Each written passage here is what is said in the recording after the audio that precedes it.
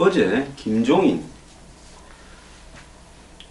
더불어민주당 전 대표가 탈당을 했죠. 이미 탈당을 해서 현재 의원직을 상실했습니다. 그리고 최명길 민주당 의원이 김종인을 따라 이렇게 탈당을 같이 했습니다.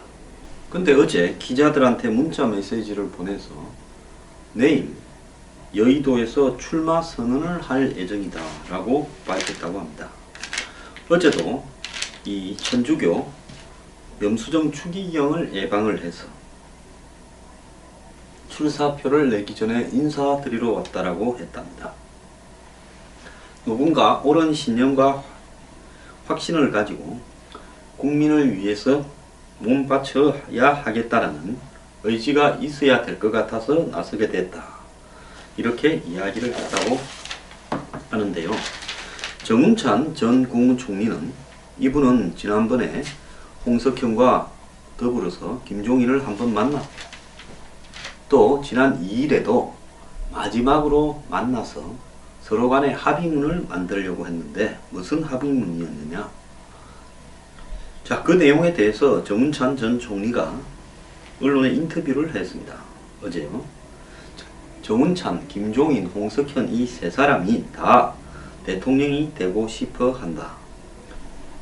그래서 세 사람이 자꾸 만나거나 만나려고 했는데 도대체 무엇 때문에 그러느냐. 이일날은 왜 만나려다가 못 만났냐. 이러니까 대선 후보를 서로 세 사람이 다 하고 싶어 하는데 한 명으로 만드는 문제에 대해서 이렇게 논의를 하려 했는데 실무 단계의 언론에서 이렇게 무산됐다.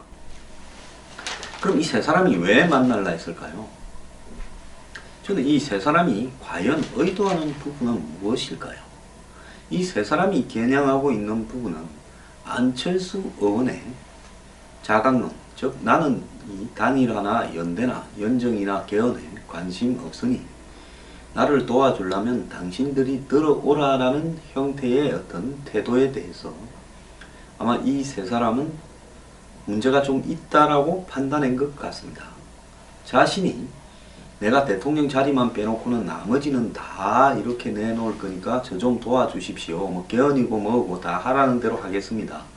이렇게 해도 시원찮은데 뻣뻣하게 결국은 국민들이 나로 이렇게 하여금 단임 후보로 몰아주고 있으니까 당신들이 뭐 먹을 생각하지 말고 나한테 들어오라. 이 부분에 대해서 세 사람은 자, 안철수에 대해서 일종의 단 5%든 7, 8%든 린치핀 역할을 하는 지지율을 확보한 정치 세력을 통합해서 만들어내야 되겠다. 이런 부분에 대한 입장이 있었던 것 같습니다. 그래서 세 사람이 먼저 하나로 이렇게 합친 다음에 그 다음에 바른정당의 유승민 후보하고 다시 또 단일화하는, 안 그러면 아예 이 세 사람과 유승민이 나란히 원샷 경선을 하는 방법, 이를 통해서 누가 당선되든 문재인과 다른 후보가 사실상 양자 구도로 박빙의 승부를 펼치게 해보겠다. 이렇게 이야기를 합니다. 그러면 안철수나 홍준표는 여기에 지금 거론이 안 됐는데 어떻게 단일 후보가 되느냐. 중간에 말을 좀 생략한 부분이 있겠죠. 그래서 김종인, 홍석현, 정운찬 이 세 사람과 유승민이 단일화를 해서 지지율이 일정하게 확보가 되면 그 다음에 차례대로 홍준표, 안철수를 정리해 들어가겠다라는 입장을 보이는 걸로 봅니다. 자, 중요한 것은 이 보궐선거인 이번 대선에서 누가 승리하더라도 안정적으로 국정 운영을 할 수 있는 이 국회의 의석이나 정치적 토대가 마련되지 않고 정치적으로 소수파이다. 결국은 단일화 과정에서 탈락한 사람들이 그리고 하나로 된 사람한테 지원을 해주고 그리고 그 후보가 당선되면 통합 연정 형태의 정부를 구성하는 것을 이야기한다. 이렇게 말을 했습니다. 지난 2일날 일요일날 김종인 전 대표와 박지원 국민의당 대표가 서로 조찬을 했다는데요. 다음 정부가 문재인 패권 정부로 가서는 안 된다는 데 대해서 두 사람이 공감을 했다. 이렇게 이야기를 합니다. 그럼에도 불구하고 이렇게 복잡한 과정을 이렇게 가져가려고 하는 이유는 뭔가 하면 안철수 후보의 최근의 자세나 태도로 봐서는 이 비문연대 단일화에 대해서 사실상 내가 국민의 선택을 받았으니까 당신들이 나한테 들어오라. 나는 당신들한테 뭘 떼줄 생각은 없다라는 부분에 대한 입장을 가지고 있다 보니까 이 세 사람이나 유승민 후보나 지금 끝까지 가겠다고 이야기를 사실상 끝으로 강하게 하고 있는 사람은 문재인, 안철수, 홍준표입니다. 유승민 후보는 사실상 지지율이 거의 올라가지도 않고 있고 지금 바른정당이 길을 상실했습니다. 그렇다고 바른정당에 대해서 홍준표 후보는 뭐라고 이야기하는가 하면 김무성 선대위원장, 사실상 바른정당의 대표는 아니지만 대표격인 역할을 수행하고 있죠. 그런 인물에게 전화를 해서 탄핵의 원인이 사라졌다. 이제 박 전 대통령이 구치소로 갔으니 함께하자. 이렇게 했고 김무성 의원은 이 바른정당 선대위원장입니다. 김 선대위원장은 가부를 말하지 않았습니다. 자, 그런데 이 김무성이나 주호영 비대위원장은 뭐라고 하는가 하면 자, 자꾸 뭐 앙금이 이제 가라앉히고 우리는 한 뿌리 아니냐, 함께 하자. 말로만 그렇게 할 게 아니라 자, 세탁기로 대한민국을 돌려서 새로 빨아서 세탁하겠다고 홍준표 후보가 이야기를 하는데 일단 자기 당 내부부터 세탁기 먼저 돌리고 청소를 해라. 친박을 청산하는 것이 국민적 요구인데 그것이 제대로 안 되고 있는데 어떻게 합치자고 하느냐라고 거부를 하고 있습니다. 그래서 홍준표가 먼저 전화했지 내가 하지는 않았다. 통화 내용은 밝히지 않겠다라고 이야기를 하고 있습니다.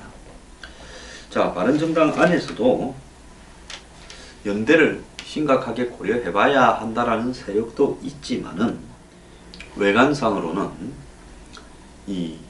적어도 꿈도 꾸지 말라고 이야기를 하고 있습니다. 그런데 유승민 후보의 지지율이 2, 3%에 머문 지가 너무 오래되고 올라갈 가능성을 지금 상실해 가고 있으니까 바른정당 내부도 흔들리는데요. 김종인, 홍석현, 정운찬이 노리고 있는 부분은 바른정당의 유승민 후보가 일단 이 세 사람과 단일화에 나서는 부분이 어쩔 수 없는 환경이 될 것이다 라는 부분을 알고 있는 겁니다. 그러니까 나머지 셋은 일단 단일화에 버틸 거니까 이 셋을 빼고 가장 약한 고리인 바른정당의 유승민, 특히 지금 이 바른정당 안에서도 김무성 위원장이 김종인 전 대표와 여러 차례 만나거나 통화를 했을 거라고 보고 있습니다. 자, 이런 부분에서 일단 후보가 될 때까지는 어쩔 수 없다. 후보가 되고 한 일주일쯤 지났는데도 지지율이 오르지 않으면 그때는 단일화를 할 수밖에 없지 않겠느냐. 그런데 홍준표하고 먼저 단일화를 하는 부분은 홍이 흡수해라. 우리한테 들어오라는 이야기고 또 단일화를 해봤자 홍한테 질 거니까 일단 그럴 바에야 사실 꼴찌에 가까운데 이 세 사람 중에 한 명하고 유하고 단일화를 하게 되면 지지율이 좀 올라가지 않겠느냐. 6, 7, 8%.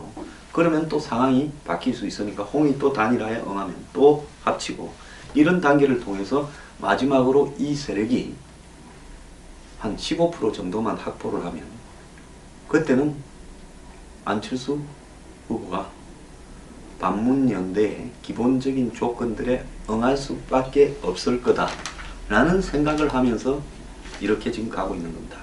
그러니까 한국 프로야구를 보면 과거에는 4등하고 3등이 준 플레이오프하고 거기서 이긴 사람이 또 2등하고 플레이오프를 해서 2등에 이긴 사람이 1등하고 코리안 시리즈를 붙잖아요.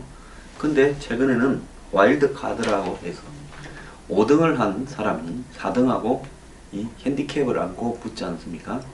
그러니까 지금 이 세 사람, 김종인, 홍석현, 그리고 정운찬 이 세 사람은 와일드 카드 싸움이라고 보고 여기서 이긴 사람이 유승민과 준 플레이오프를 하고 그 다음에 유승민이 홍준표와 플레이오프를 하고 이 세 사람과 유승민이 이긴 사람이 홍준표와 또 플레이오프를 하고, 그리고 안철수와 코리안 시리즈를 또 하고, 문재인과 최종적으로 미국식으로 빌자면 월드 시리즈를, 리그 간의, 양대 리그 간의 월드 시리즈를 하는 형태로 가겠다라는 겁니다.